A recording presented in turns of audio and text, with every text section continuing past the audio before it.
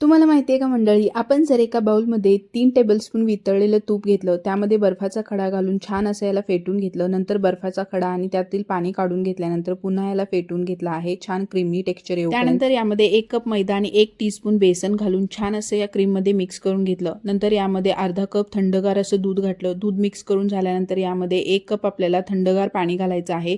छान असं सर्व मिश्रण मिक्स करून घ्यायचं.